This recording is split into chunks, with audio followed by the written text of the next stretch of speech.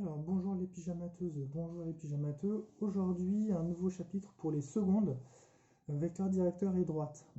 En fait, ce qu'on va voir, c'est une nouvelle façon d'écrire les équations de droite.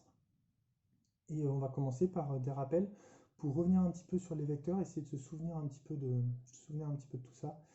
Et, euh, et commencer à voir ces histoires de nouvelles équations de droite. Alors, les rappels sur les vecteurs. Eh bien, il faut essayer de se souvenir quand est-ce que deux vecteurs sont égaux pour voir un petit peu comment les vecteurs sont, j'allais dire constitués, mais comment des vecteurs peuvent être appréhendés. Donc là, ici, là, pour que deux vecteurs soient égaux, il faut qu'ils aient trois choses en commun. La direction, le sens, la longueur, ou la norme. Qu'est-ce que ça veut dire que deux vecteurs ont la même direction? Ça veut dire qu'ils sont portés par des droites parallèles. Donc si le vecteur AB a la même direction que le vecteur CD, ça veut dire que la droite AB est parallèle à la droite CD. Le sens, c'est la flèche, et la norme, c'est la longueur. Dire que deux vecteurs ont la même norme, ça veut dire que si AB et CD ont la même norme, ça veut dire que la longueur AB est égale à la longueur CD. On avait vu ensuite comment on faisait pour avoir des coordonnées de vecteurs. Eh bien, dans un repère OIJ, un vecteur a une abscisse et une ordonnée. Si U a comme coordonnée x, y, ça veut dire que U est égal à x fois le vecteur i et y fois le vecteur j. Ça veut dire que pour aller du début à la fin de votre vecteur, de l'origine à l'extrémité, vous faites x le long de l'axe des abscisses et y le long de l'axe des ordonnées. X fois le vecteur de l'axe des abscisses et y fois le vecteur de l'axe des ordonnées. Comment est-ce qu'on fait pour calculer ces vecteurs? Eh bien, le vecteur AB a comme coordonnée xb moins xa, yb moins yk. Attention, il ne faut pas dire sur, ce n'est pas une division, hein, c'est en abscisse, on fait xb moins xa, donc le deuxième moins le premier, et ensuite en ordonnée yb moins yk, le deuxième moins le premier. On avait parlé dans notre chapitre précédent de vecteurs collinaires. Qu'est-ce que ça veut dire que des vecteurs sont collinaires? Ça veut dire qu'ils ont la même direction, c'est-à-dire qu'en fait, ils sont portés par des droites parallèles ou confondues. On n'a pas le droit de dire le mot parallèle pour des vecteurs, il faut dire collinéaire, préfixe cum avec, et linéaire, ligne, c'est deux vecteurs qui ont la même ligne, donc qui, qui ont la même direction. Dans ce cas-là, eh bien, il existe un nombre k tel que le vecteur u est égal à k fois le vecteur v. En fait, les vecteurs, là, ici, là, sont, avec des gros guillemets, hein, proportionnels. Donc, dès que vous avez des droites parallèles, vous avez des vecteurs collinaires.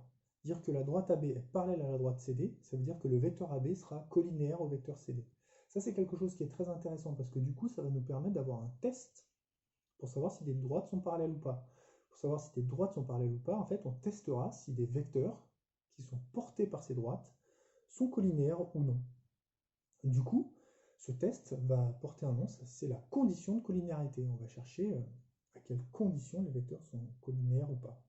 Bien, quand on connaît les coordonnées du vecteur u, x, y, et les coordonnées du vecteur v, x', y', les vecteurs u et v sont collinaires si et seulement si x, y' moins x', y est égal à 0. Là, ici, là, c'est ni plus ni moins qu'un produit en croix. Ça sert à tester si les coordonnées des vecteurs sont proportionnelles. Est-ce qu'il existe un nombre k tel que le vecteur u soit égal à k fois le vecteur v? Est-ce que les coordonnées sont proportionnelles? Donc, condition de collinéarité, x, y' moins x', y doit être égal à 0. Comment est-ce que ça marche dans un exemple? Eh bien, si on vous donne des points, là ici, A, moins 2, 0, B, 1, 2, C, moins 3, et D, 3,5, 0,5, on peut nous demander est-ce que les droites sont parallèles. Comment est-ce qu'on va faire? Eh bien, on va calculer les coordonnées du vecteur AB, calculer les coordonnées du vecteur CD, et voir si ces coordonnées sont proportionnelles, c'est-à-dire si la condition de collinéarité est remplie ou pas. Vecteur AB, xb moins xa, yb moins yk, on fait les calculs. Xb c'est 1, xa c'est moins 2, donc ça fait 1 moins moins 2. Yb c'est 2, yk c'est 0, donc 2 moins 0.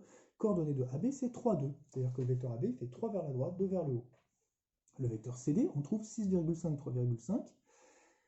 Et là ici, on va voir si les vecteurs sont collinaires. On teste en faisant la condition de collinéarité. Donc x, y' moins x', y. Là ici, ça fait 3 fois 3,5 et après ça fait 6,5 fois 2.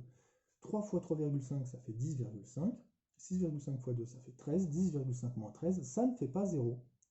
Comme on n'a pas trouvé 0, la condition de collinéarité n'est pas remplie, les vecteurs ne sont pas collinaires. Et les droites ne sont pas parallèles. Tout ça, c'est des révisions. Tout ça, on l'a déjà vu. Là où ça commence vraiment, c'est maintenant. Grand 2, équation cartésienne d'une droite. Pour parler de ça, on a besoin de parler d'un vecteur directeur. Qu'est-ce que c'est qu'un vecteur directeur? Eh bien, un vecteur directeur, c'est un vecteur qui dirige une droite. Le mot est du coup assez logiquement choisi. Du coup, là, ici, là, qu'est-ce que ça veut dire? Que le vecteur U est un vecteur directeur de la droite D? Eh bien, ça veut dire que si on prend deux points n'importe où sur la droite D, M et N, sur la droite D, le vecteur U sera collinéaire au vecteur Mn. Donc, dire que le vecteur U est un vecteur directeur de la droite D, ça veut en fait dire que le vecteur U et la droite D ont la même direction. Il y a un mot qu'on a envie d'employer mais qu'on n'a pas le droit d'employer, c'est que si U est un vecteur directeur de la droite D, on a envie de dire que U est parallèle à D, on n'a pas le droit de le dire, le mot parallèle ne peut être employé qu'entre deux droites. N'empêche que U et D ont la même direction. Et pour le tester, donc on prend deux points M et N sur la droite D et on regarde si le vecteur Mn est collinéaire au vecteur U. Si oui, alors U est un vecteur qui a la même direction que la droite D, c'est un vecteur directeur de D. Mais comment ça marche? Eh bien, si vous avez une vieille équation de droite, je dis vieille parce qu'on verra une nouvelle équation dans ce chapitre, y égale mx plus p, eh bien là, ici, là, m, c'est le coefficient directeur, c'est la pente, p, c'est l'ordonnée à l'origine. Eh bien là, ici, là, on peut trouver un vecteur directeur de cette droite, toujours. Par exemple, y égale 3x moins 5, la droite D, eh bien le vecteur u de coordonnées 1, 3, donc 1 vers la droite, 3 vers le haut, ce vecteur est un vecteur directeur de la droite D. Là, ici, normalement, ça doit vous rappeler quelque chose. C'est quelque chose dont on a déjà parlé. Là, ici, le coefficient directeur donne la pente. Si le coefficient directeur est égal à 3, comme ici, ça veut dire que la droite, quand on fait 1 vers la droite, elle monte de 3. Ça doit marcher. On va enfin prouver que le vecteur 1, 3 est bien un vecteur directeur de la droite D. Alors, comment est-ce qu'on fait? Eh bien, il faut qu'on se prenne deux points M et N sur la droite D et qu'on montre que le vecteur Mn est collinéaire au vecteur U. Comment faire pour trouver des points sur la droite D? Eh bien, il y a un point qui est évident, c'est que si la droite D a comme équation y égale 3x moins 5 c'est l'ordonnée à l'origine, et donc le point de coordonnée 0, moins 5 appartient à la droite D. La droite D coupe l'axe des ordonnées en moins 5. Comment faire pour trouver un deuxième point? Eh bien, on prend l'équation y égale 3x moins 5 et on remplace x par n'importe quel nombre, ce qu'on veut, n'importe quelle abscisse. Par exemple, ici 2. Si x égale 2, y est égal à 3x moins 5, donc y c'est égal à 3 fois 2 moins 5, c'est-à-dire 6 moins 5, c'est-à-dire 1. Eh bien, si x égale 2, on trouve que y égale 1. Le point n de coordonnées 2, 1 appartient à la droite D. Du coup, maintenant que j'ai le point m, 0, moins 5 et le point n de coordonnées 2, 1, je peux trouver les coordonnées du vecteur mn. Il faut que je fasse xn moins xm, yn moins ym, et j'ai le vecteur mn. Le vecteur mn va avoir comme coordonnées 2, 6.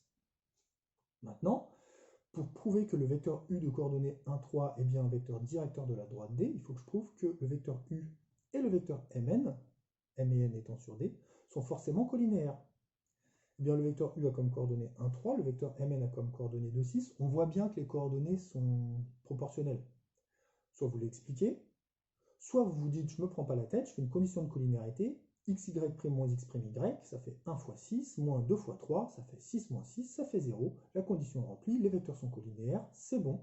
Quand je prends deux points m et n où je veux sur la droite D, ça donne un vecteur collinéaire au vecteur u. Là, ici, le vecteur u est bien un vecteur directeur de la droite D.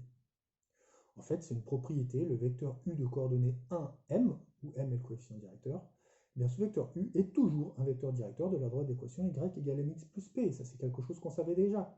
Parce que quand on avait une équation réduite, on savait deux choses. Si on a y égale mx plus p, eh bien la droite passera toujours par le point de coordonnées 0p. C'est l'ordonnée à l'origine qui indique où on coupe l'axe des ordonnées. Et si la droite a comme équation y égale mx plus p, eh bien quand on avance de 1 le long de l'axe des abscisses, la droite pendant ce temps-là monte de m, le coefficient directeur indique de combien on monte ou de combien on descend quand m est négatif. Du coup, le vecteur u de coordonnées 1m est toujours un vecteur directeur de cette droite, c'est quelque chose qu'on savait déjà. Voilà, je suis allé un petit peu vite parce que je voulais faire beaucoup de choses aujourd'hui. Je vais vous donner des exercices à faire pour jeudi, et jeudi on se fera une visioconférence. Voilà. Je vous souhaite une très bonne journée, continuez bien à travailler, on est en train de tous remplir les bulletins, donc c'est important que vous donniez une bonne impression de vous-même, voilà, c'est pas une menace, c'est juste un conseil, soyez malin, donc montrez-vous, participez, soyez attentifs et soyez actifs afin de prouver que vous continuez à travailler. Voilà, bon courage à vous toutes et tous, prenez soin de vous et à très bientôt.